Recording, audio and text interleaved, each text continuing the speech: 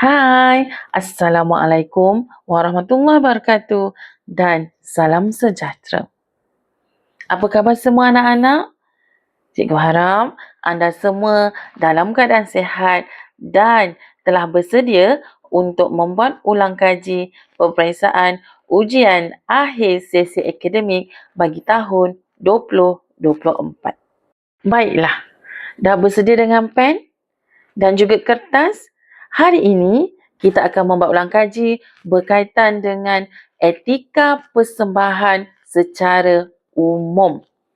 Untuk makluman semua, kita buat ulang kaji secara umum untuk anda kenal pasti apa itu etika persembahan di atas pentas.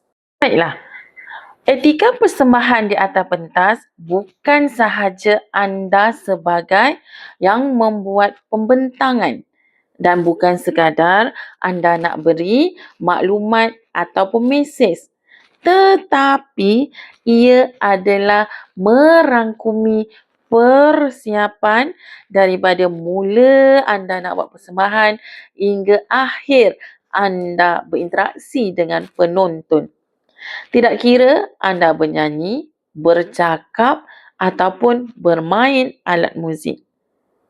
Mesej yang jelas akan menunjukkan anda seorang profesional. Bagaimana nak jadi seorang yang profesional? Seorang yang profesional telah bersedia sebelum, semasa dan selepas melakukan persembahan. Untuk ingatan bersama, ada 4 etika sebelum persembahan. Anak-anak masih ingat? Yang pertama ialah membuat latihan mencukupi.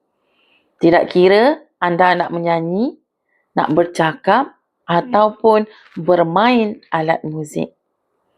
Bukannya esok nak buat persembahan, hari ni baru buat latihan. Bukannya minggu depan nak bercakap, hari ni baru mencari maklumat. Kedua, anak-anak kena pastikan pakaian yang dipakai mestilah merujuk kepada tema ataupun fokus utama persembahan pada hari tersebut. Ketiga, memastikan semua peralatan yang hendak digunakan berfungsi dalam keadaan baik dan juga tiada masalah teknikal. Akhir sekali, anak-anak perlu mengkaji iaitu mengenal pasti siapakah penonton yang akan mendengar sama ada anda menyanyi, bercakap ataupun bermain alat muzik. Selain itu, anak-anak perlu. Kenapa perlu? Setiap persembahan yang lancar bermakna ada satu kejayaan. Ia merangkumi daripada mental dan emosi.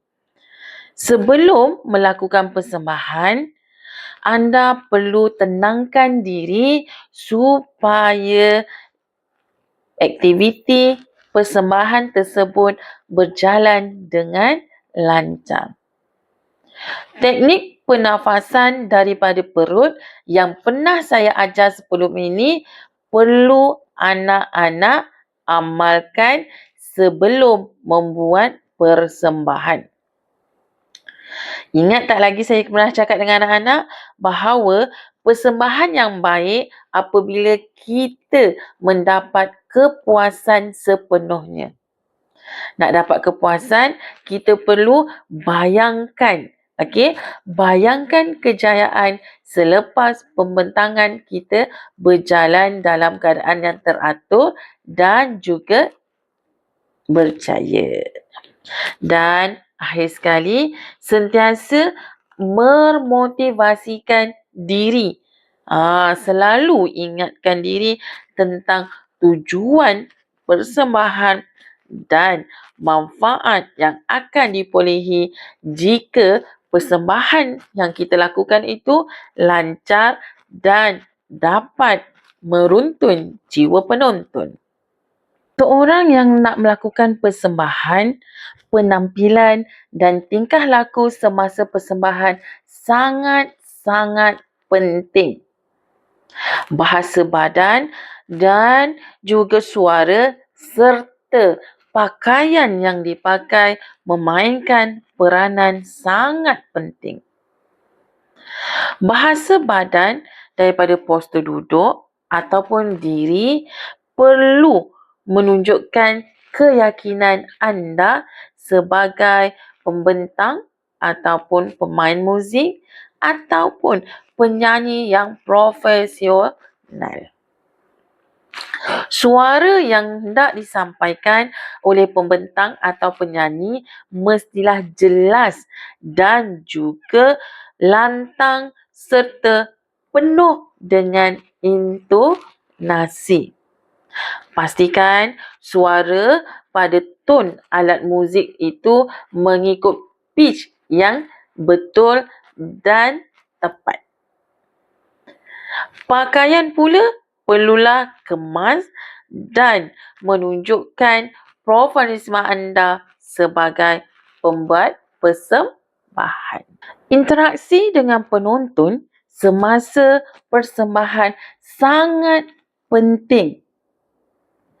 Anda semua kena ingat bahawa konteks mata perlu dilakukan.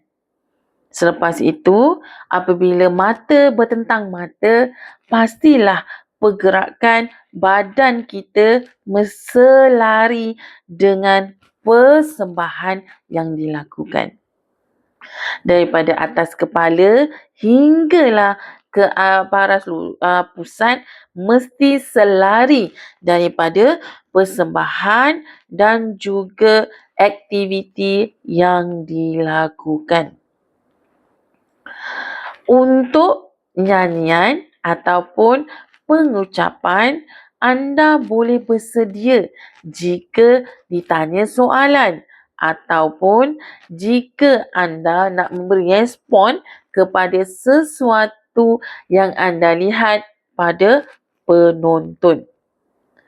Semua ini sangat penting untuk menunjukkan reaksi anda seorang yang sangat profesionalisme dan juga telah bersemangat, yakin serta memberi impak kepada penonton. Bukan itu sahaja ya anak-anak. Ingat tak saya kata, pengurusan emosi semasa persembahan sangat penting. 3 elemen yang memberi mesej jelas untuk anak-anak praktikkan. Betul tak? Yang pertama apa ingat tak? Teknik pernafasan. Kedua, fokus pada mesej persembahan. Ketiga, sentiasa menenangkan diri sewaktu melakukan persembahan. Anak-anak kena ingat teknik pernafasan daripada perut yang anak-anak dah belajar. Ia penting kerana tekanan dapat dikurangkan dan secara tak langsung dapat menenangkan diri anak-anak. Kemudian, pastikan tujuan persembahan sentiasa kekal supaya fokus pada penyampaian dapat dilaksanakan. Akhir sekali, anak-anak tidak gugup ataupun berhenti jika anda sentiasa fokus dan anda tahu bila nak ambil masa untuk menghilangkan kegugupan atau apa-apa yang berlaku di atas pentas. Seronok kan? Bila kita buat persembahan, ia berjalan lancar. Ingat, kita bukan diva. Jadi, selepas membuat persembahan, pastikan anak-anak bersalaman dengan audien jika perlu. Kedua, mengucapkan terima kasih kepada semua penonton yang mendengar ucapan, nyanyian ataupun alat muzik yang dimainkan. Ketiga, menanyakan atau menjawab soalan penonton. Okey. Yang ketiga, menyediakan bahan rujukan untuk penonton jika melibatkan pengucapan. Ingat ya anak-anak, jika anak-anak menyanyi, pastikan alat tersebut disimpan. Jika anda membawa persembahan alat muzik, pastikan alat muzik disimpan mengikut etika yang sepatutnya. Saya harap etika secara umum ini anda kuasai agar persembahan yang dilakukan berjalan lancar dan ujian akhir sesi akademik anda dapat dilaksanakan dengan baik. Hai murid-murid, mari belajar dengan Cikgu Sawa. Pasti cemerlang, belajar dengan ceria penuh keyakinan. Cikgu Sawa bimbing kita pasti gemilang.